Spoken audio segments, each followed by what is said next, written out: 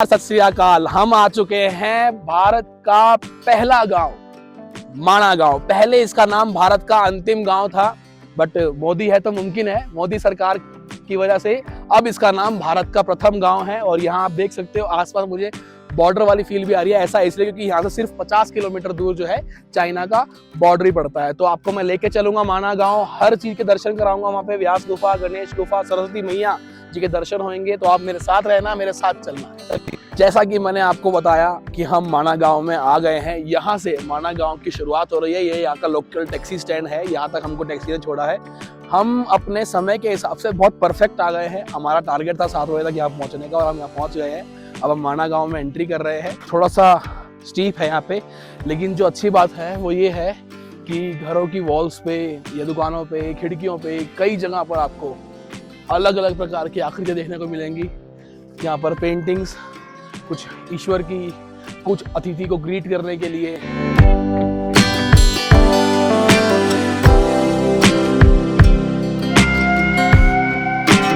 यहाँ से 2 रास्ते जा रहे हैं। एक इधर ये जा रहा है सरस्वती नदी की तरफ, भीमपुर की तरफ, और यहाँ से जो रास्ता जा रहा है वो जा रहा है व्यास गुफा और गणेश गुफा।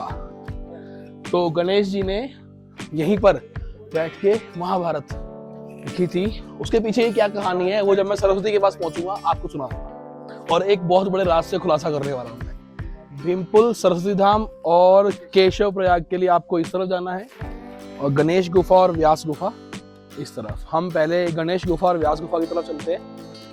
तो ये है गणेश गुफा, श्री गणेश गुफा। सबसे पहले तो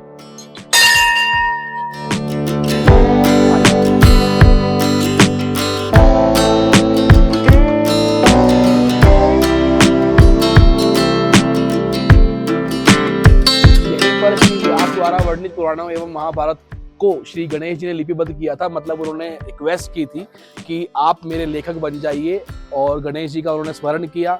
तो गणेश जी ने बोला, व्यास जी यदि लिखते समय क्षण भर के लिए भी मेरी लेखनी न रुके तो मैं ग्रंथ का लेखक बन सकता हूँ। फिर व्यास जी ने बड़ा ही उत्तम जवाब दिया, आप किसी भी प्रसंग को बिना समझे एक अक्षर भी मत लिखिएगा। श्री गणेश जी एवं व्यास जी के अनुग्रह से महाभारत जैसा, जो कि बहुत बड़ा हमारा ग्रंथ है, उसका रत्न जो है जग को प्राप्त हुआ। जो हमारे 18 पुराण हैं, शिव पुराण, विष्णु पुराण, ये सभी पुराण भी यहाँ पर लिखे गए थे। और व्यास जी ने जो है महाभारत जो रची थी, निर्मित की थी, तो उन्होंने ही गणेश जी से रिक्वेस्ट की थी, मतलब निवेदन किया था कि आप मेरे लेखक बन जाइए। और गणेश जी ने जो है वो उनका निवेदन स्वीकार किया। ऐसा कहते हैं कि जब गणेश जी यहाँ पर बैठकर महाभारत लिख रहे थे, तो जो हम अभी जहाँ जा रहे हैं, सरस्वती मैया वहां से गुजर रही थी, नदी गुजर रही थी, तो बहुत शोर हो रहा था। तो गणेश जी ने उन्हें बोला कि शोर मत कीजिए, मैं जरा परेशान हो रहा हूँ, डिस्टर्ब हो रहा हूँ। तो सरस्वती मैया बट फिर भी बहती रही थी।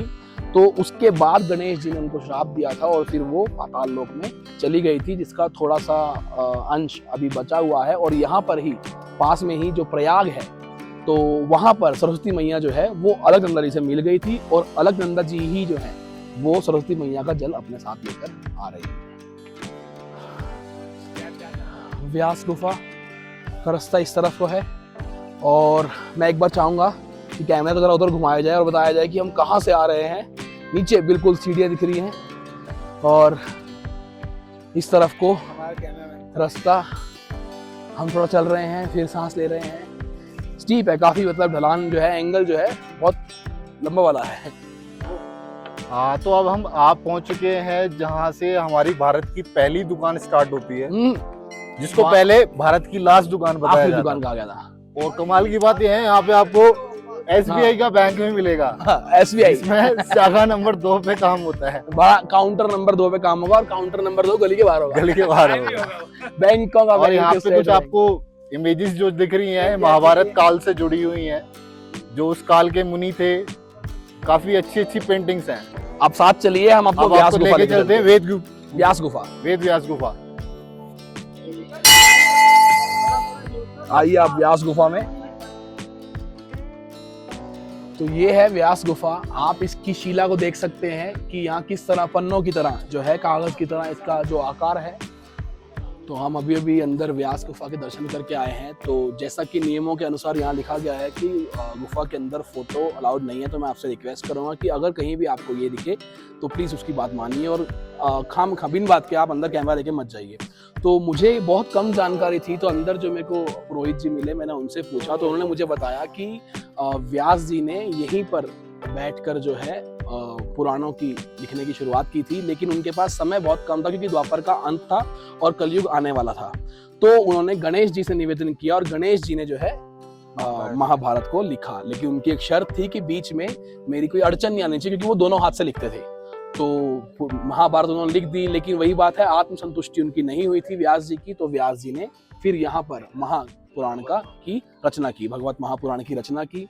और क्योंकि वेद व्यास जी जो हैं वो अजर और अमर है, तो ऐसा माना जाता है कि आज भी वो यहाँ पर हैं।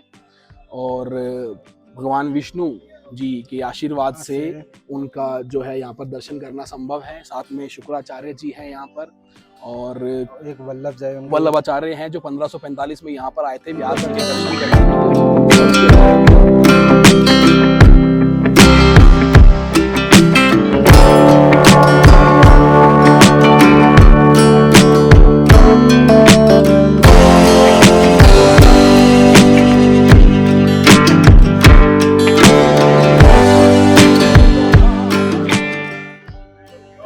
भारत की प्रथम दुकान, इंडिया की नहीं, भारत की प्रथम दुकान।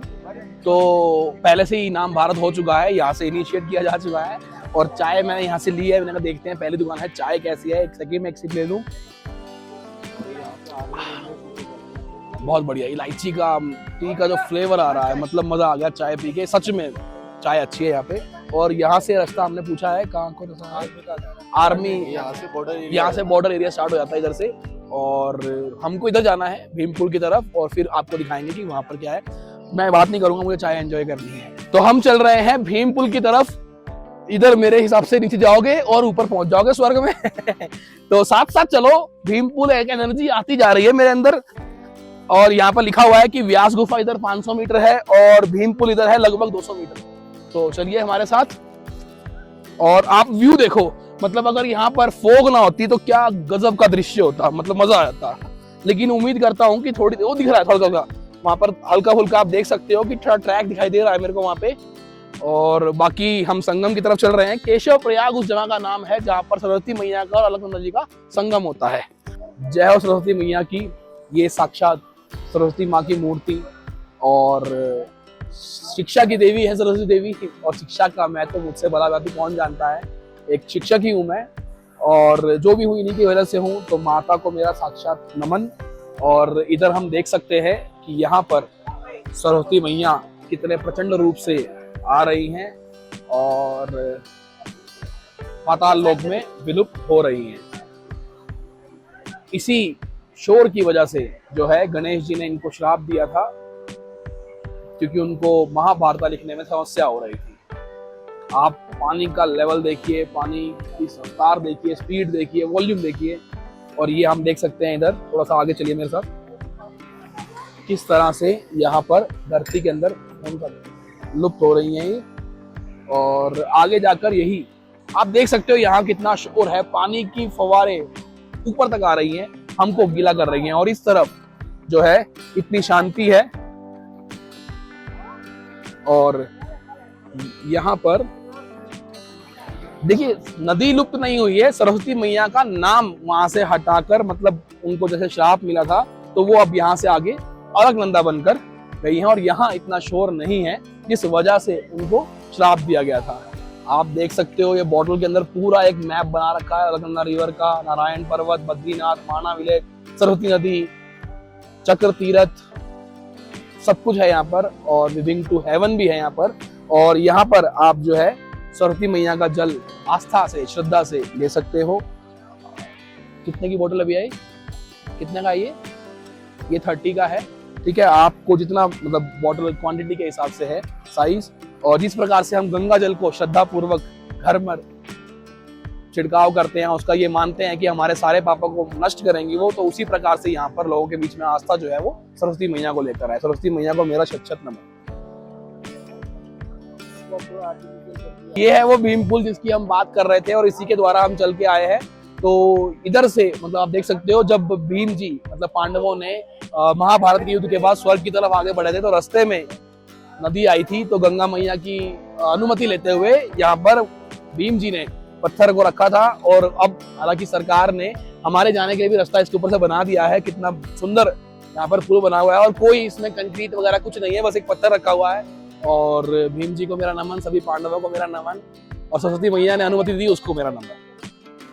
तो अब हम चले स्वर्ग की तरफ को। नहीं मैं अभी मेरी उम्र नहीं है स्वर्ग जाने की, छोटे छोटे बच्चे हैं और ऐसे बड़े काम भी नहीं किए मैंने कि मैं स्वर्ग जा सकूं। तो यहाँ पर जो है वसुधारा यहाँ से 5 किलोमीटर है और स्वर्गारोहण मार्ग ये है, और 25 किलोमीटर यहाँ से स्वर्ग का द्वार आगे है। और हम चल रहे हैं, ये है स्वर्गारोहण मार्ग, यहीं से स्वर्ग का रास्ता शुरू होता है और यहीं से पांडव जो है महाभारत के युद्ध के बाद स्वर्ग की तरफ आगे बढ़े थे। आप देख सकते हो। पहले तो मैं बोलूंगा कि एक बार यहाँ से एक और व्यू देखा जाए और किस तरह हम, कितना सुंदर ऊपर बादल, पहाड़, रास्ता, नदी, अलकनंदा मैया।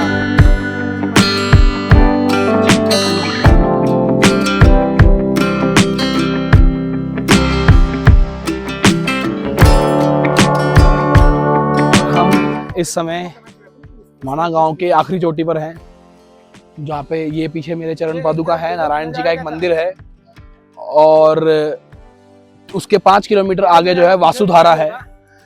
ट्रैक है पूरा 5 किलोमीटर का। आप देख सकते हो गर्मी के कारण मैंने जैकेट तक खोल ली है। तो वासुधारा में ऐसा कहा जाता है कि अगर उसके नीचे आप खड़े होगे तो आपको पानी की बूंदें आपके ऊपर तभी गिरेंगी जब आपका मन साफ है। तो अगर आपका मन साफ नहीं है तो वो पानी आपके ऊपर नहीं गिरेगा। तो अगर पत्नियों को अपने पतियों पर, पतियों को अपनी पत्नियों पर शक हो तो आप वहां जाकर कर सकते हो। और बहुत ही अच्छा यहाँ से एक विजन मिल रहा है मुझे। तो माना गांव का हमने पूरी यात्रा कर ली है। गणेश गुफा, व्यास गुफा, भीम पुल, सरस्वती मैया का मंदिर, और आगे केशव प्रयाग भी है जहाँ पे सरस्वती मैया का और अलकनंदा जी का संगम हो रहा है। और आगे फिर वो, जैसे कि मैंने बताया, अलकनंदा बन के वो आगे चलती हैं। तो अपनी माना गांव की यात्रा को मैं यहीं पर संपन्न करता हूं। एक बार बताते हुए, आगे इस तरफ से रास्ता है वासुधारा का और स्वर्गारोहण मार्ग पे चलते हुए आप स्वर्ग की तरफ भी आगे जा सकते हो। अगर आपके अच्छे कर्म है तो आप जरूर पहुंचोगे वहां तक। ठीक है, धन्यवाद।